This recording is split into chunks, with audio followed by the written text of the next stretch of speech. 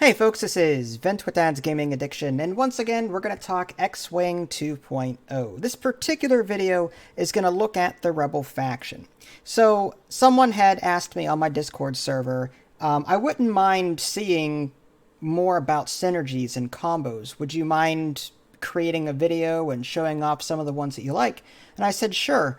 And then I started doing some research into the different synergies that I liked. And I was like half an hour into the Rebel faction, and I had like 12 different ships that I wanted to feature. I'm like, you know what? There's no way I can possibly do every faction in one video. So I'm like, you know what? I'll just pick one faction and I'll highlight some of the ships. Now, I just got to be upfront with you guys. This is not a how to win video. This is not a top tier combo video. I'm not ranking ships, none of that stuff. This is just like research that I did tonight, and I just wanted to show off some of my initial impressions, stuff that I thought was cool. If that gives you some inspiration, all the better. But I'm sure there are like meta lists out there. I, for one, don't look at the meta lists.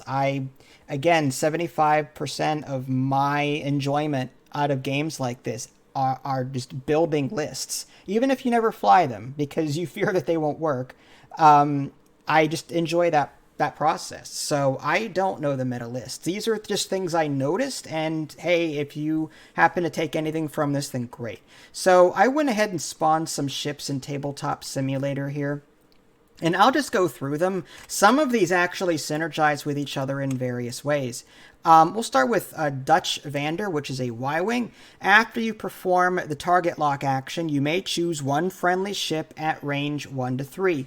That ship may acquire a lock on the object you locked, ignoring range restrictions. Apparently it's dinner, so if you hear microwaves beeping upstairs, you know why. So anyway, Dutch Vander, a great Y-Wing, I think, great at supporting other ships. Again, if you have a Y-Wing, if you have Dutch Vander out there, and you are within range 1 to 3 of an enemy, but say a ship behind you does not, you can get a target lock on that enemy. For your friendly that is out of range. That is really good. So yeah, I mean, if my Y-Wing is here, but I've got an X-Wing back here that is not in range of like a TIE fighter or something, but Dutch can lock onto it, he can also give that target lock to this guy here, which is great. So I love stuff like that. It's great synergy that way. One thing that I would recommend is the R3 Astromech. You can maintain up to 2 locks. Each lock must be on a different object. After you perform a target lock action, you may acquire a lock. So that, again, sort of gives you more freedom to pass along a lock to your friend X-Wing or whatever. That way, you know, he's got his choice. Do I want that one or this one? I like that kind of thing. So I think Dutch Vander is a great addition. Just as a quick mention, I added munitions failsafe here. If you're using torpedoes, this is a no-brainer kind of upgrade where, let's say you roll dice and you get 4 blanks. And you're like, wow, this sucks. And I don't want to spend my target lock because I want to shoot again next round or whatever. And I don't want to have to take another target lock action to relock him. So, you know, you can just cancel all of your results, recover the energy that you spent, but give up your attack. And hey, maybe you'll get lucky next time. So munitions failsafe is a good one for any heavy torpedo or a missile launcher guy. Anyway, moving on to Wedge Antilles. This is a staple, I think. Wedge Antilles is just good all around. While you perform an attack, the defender rolls 1 fewer defense dice. He shines with a proton torpedo, for example, and it doesn't specify on his card primary attack. It just says while you perform an attack. So whether you use your primary weapon, 3 attack dice, or say a torpedo, which is 4 attack dice, the defender's still going to roll less defense dice. That's amazing. And couple that with something like outmaneuver, which I don't have listed here, but outmaneuver basically is if you're outside of the enemy's arc, but you can shoot him, then the defender rolls 1 fewer die or something like that. So that's amazing.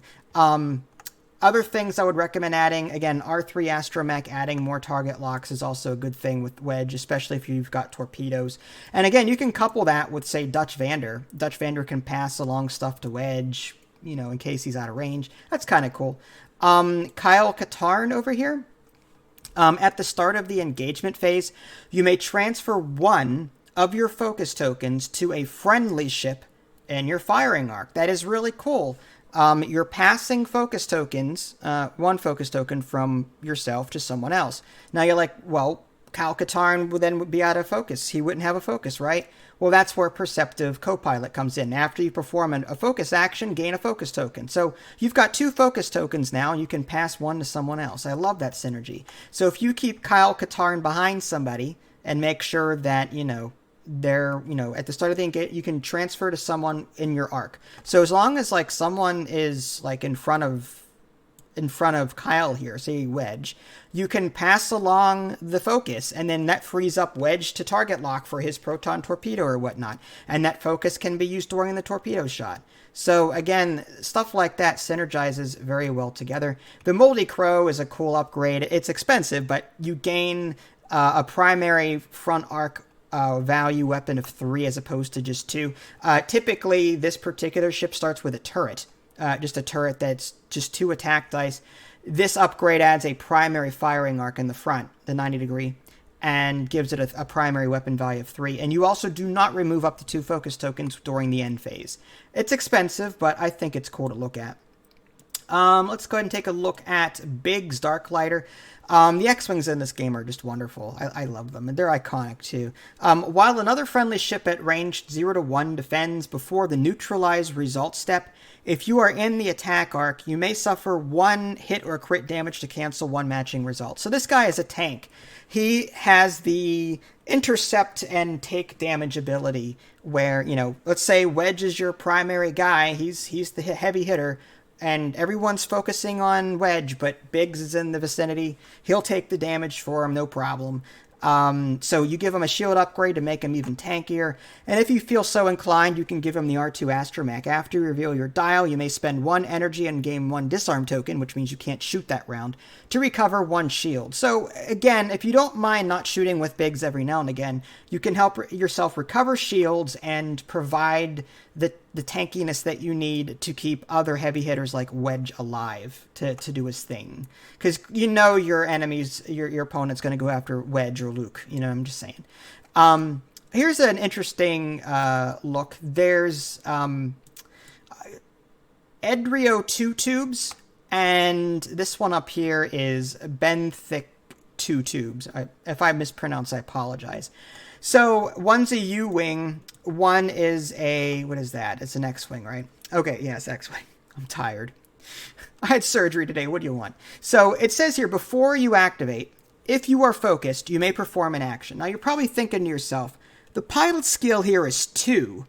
And typically, when you activate, it goes from lowest to highest. So what pilot of 1 or 2 can give focus tokens to this character?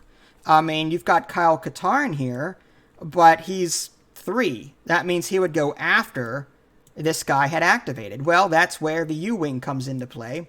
This Benthic 2 tubes has the same pilot skill, so he can go first. After you perform a focus action, you may transfer 1 of your focus tokens to a friendly ship at range 1 to 2. And of course, with Perceptive Copilot, you can double down on your focus token. So you keep 1, you give the other one to Edrio 2 tubes, and then when he activates, he gets to take an action before you activate. Meaning, before you move, you can barrel roll, or if you close your S-foils, you can boost. So this gives you, there's a sensor upgrade. It's like advanced sensors or something like that. It's like a 10-point upgrade that lets you take an action before you move. You're getting that here for free, assuming that you keep these guys together. Again, you move with Benthic 2 tubes. So as long as the other guy is nearby, you can transfer 1 token over to him, and then you move him before you activate. If you are focused, you may perform an action. So you're passing a focus from the U-Wing to the X-Wing, and because of that, this kicks in and you get a free action before you activate or before you move, which is really cool. I like that. It's an interesting combo there. Aaron Kraken, after you perform an attack, you may choose 1 friendly ship at range 1. That ship may perform an action, treating it as red. That seems, oh, wait a minute. So you're giving someone else an action, but it's red. Okay, that's not bad. But just pair that up with Ted 10 num for a minute. While you defend or perform an attack, you may spend 1 stress token to change all of your focus results to evade or hit results. So 10 num, a B-Wing, wants to be stressed out. He wants to take red maneuvers. He wants to take actions that would stress him out. So what does that mean? Well, you've got Aaron Kraken here that will give someone else a free action, so as long as it's red, well, let Ted Num take that extra action, which is red, and then he'll just spend it. Now, the downside here is that if you don't roll any focus tokens, then I don't believe you can spend your stress. I'll have to look into that. I think you can, actually. You just don't get any benefit from it. But anyway, 10 num. So these two pair very well together. You could give, if you don't want to run Aaron Kraken, you can give the B-Wing here, 10 num, squad leader. It gives him a red coordinate action, which allows someone else to take an action.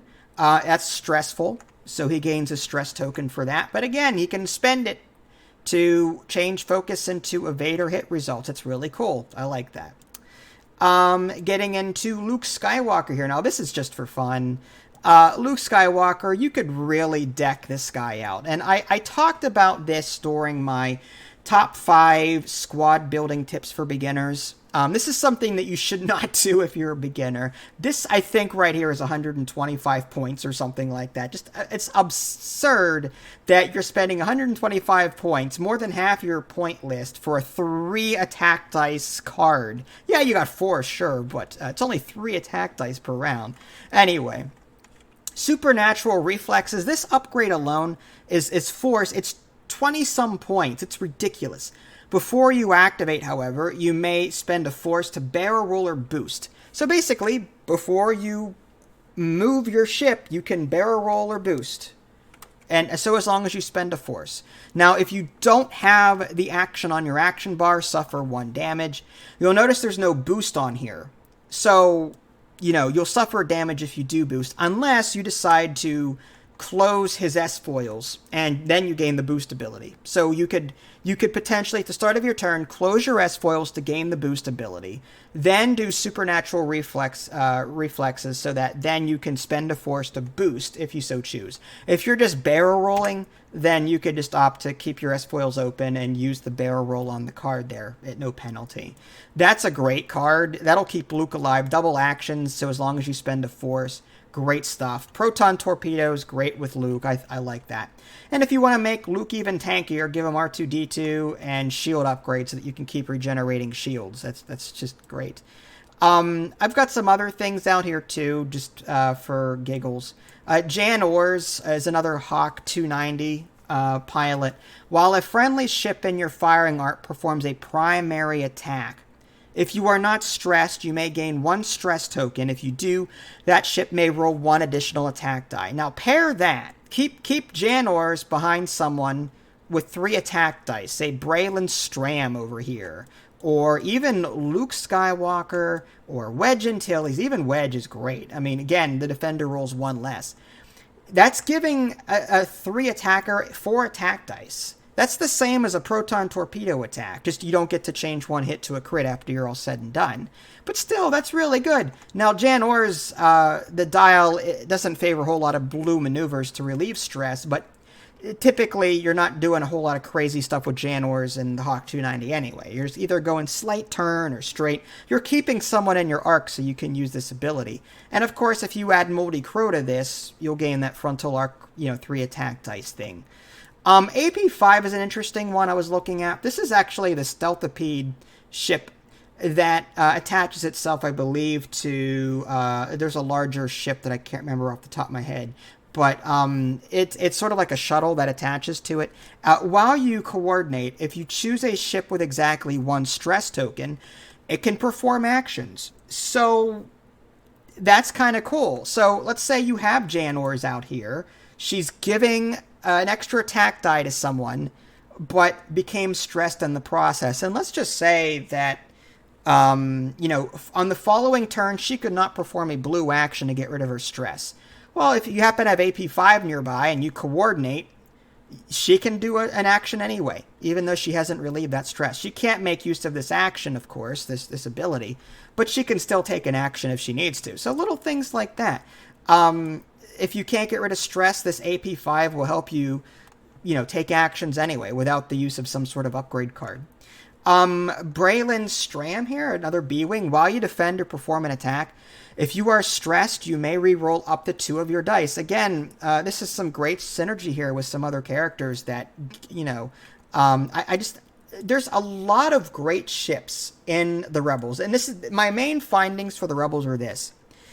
The Rebels seem to be focused on giving focus or giving tokens to other ships. Like, they're very friendly with each other.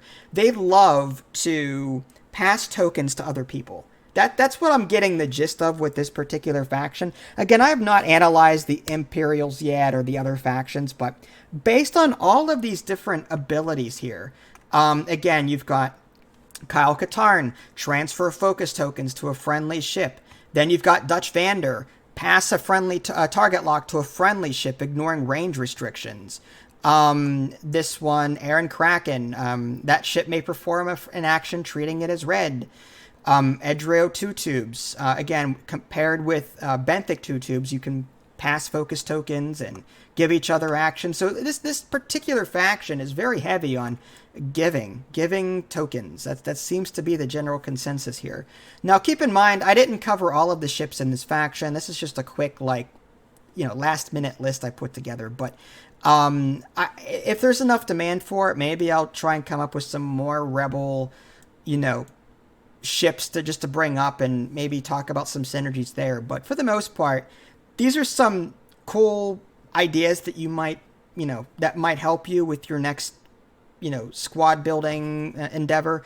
I mean, if any of these gives you some ideas, maybe, oh, this looks good with that, or this looks good with that, then by all means, feel free to use, whatever's on this table. Again, YASB.2.0, great website. You can build your own list there. In fact, if you haven't already, check out my top 5 squad building tips. I think, as a new player, you'll benefit from that.